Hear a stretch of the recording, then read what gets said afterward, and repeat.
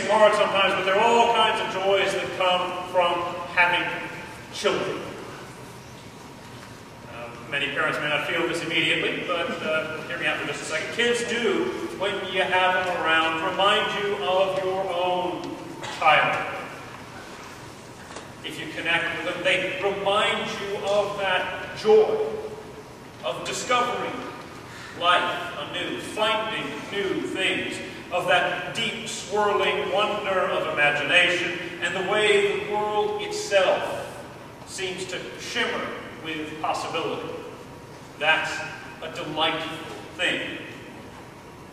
But as I might have alluded to earlier, there are, as we say, trade-offs. I, for example, for the longest time have been deeply into movies, cinema, as an art form.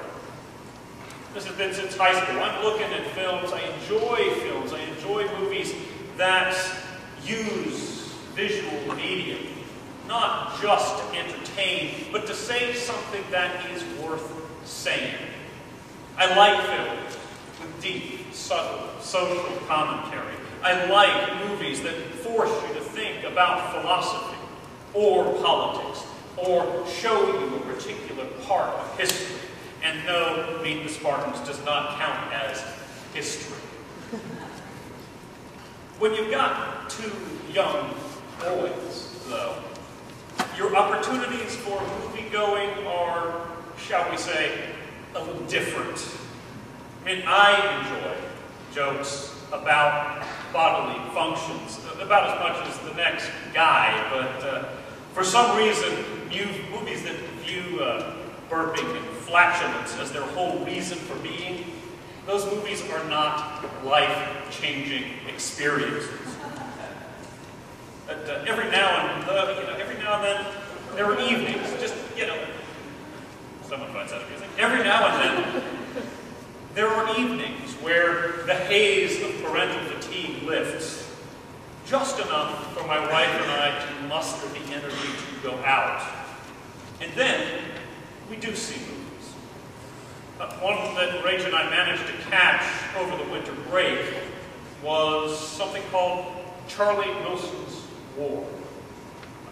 If you saw it, maybe you did, maybe you didn't, it sort of appeared and disappeared.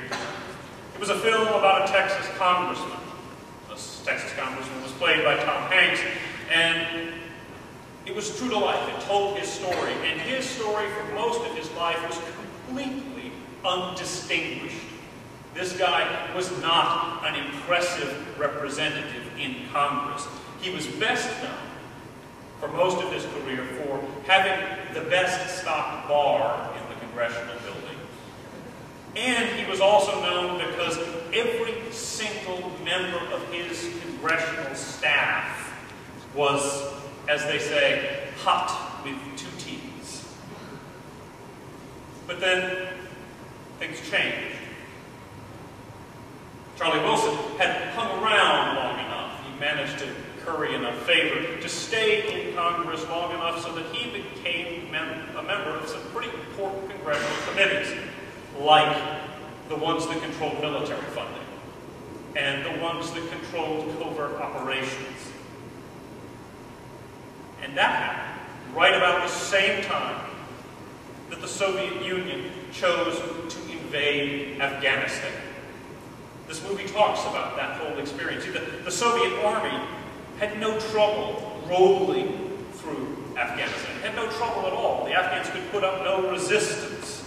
You had small groups of local fighters, the Mujahideen, who stayed and they fought, but they were using weapons from the early part of the 20th century, and they could not match Soviet armor and Soviet air power, and especially the new generation of Soviet helicopter gunships. They were massacred wherever they resisted. The story tells how Congressman Wilson, after some behind-the-scenes requests from operatives in the CIA, began to funnel first millions and then hundreds of millions of dollars of support to the Afghan fighters. And not just money, but also the very newest generation of man-portable surface-to-air missiles, the Stinger missiles, which could take down a helicopter with no trouble at all from concealment. And the newly strengthened Afghans began to make inroads against Soviet power. They began to take it out, and eventually these fighters began to succeed and forced the Soviet Empire to withdraw from Afghanistan. And ultimately, that withdrawal, that defeat, that embarrassment of the great communist revolution was one of the factors that caused the collapse of the Soviet Empire. This is classic Cold War stuff. And it's a great movie. It's well acted. It's historically correct. But at the end of the movie, you see, it's been this great surge of victories. At the very end of the movie, the CIA operative who has been working with Congressman Wilson the whole time, and again, this is true to life, warns him, if we just stop, we just win that war, there's going to be an issue. If the only thing we have done is to arm the Afghans, give them the education, and we don't go further, we don't give them the education they need, the infrastructure they need, the support they need to build a democracy, then there's the real threat of blowback. Now, what's blowback? Well, it's a military term. Originally, and it means something the gun does. It's part of the way a gun reloads itself. It can also mean, originally, that it's what happens when you send a line of troops towards artillery that you're firing, but you fire it too close and you end up taking damage. Your troops end up having to fall back because your own artillery is knocking them back. But in the 1970s and 1980s, it became a term used by America's covert branches. It's a covert ops term that means these are the unanticipated consequences of covert action and the use of military power. Like, for instance, back in the 1950s, when the United States and Great Britain overthrew the democratically elected government of Iran and put the Shah, who was in favor of the West and of oil interests, in charge in Iran. And of course, we know that that worked out so well. What ends up happening is he gets viewed as a puppet. And the people are so suppressed that they start turning to radical Shiites, like the Ayatollah Khomeini, who comes back and there's a revolution. And suddenly, now, Iran is the biggest threat we face in the Middle East. That's blowback.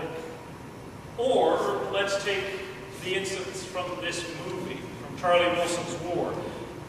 The Afghan Mujahideen, once they had served their purpose, we abandoned them. We no longer need them. What do they become?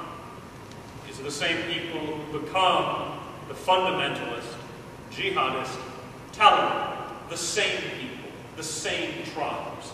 And the Taliban made connections with someone who had supported them in their fight against the Soviets, and that person was Osama bin Laden.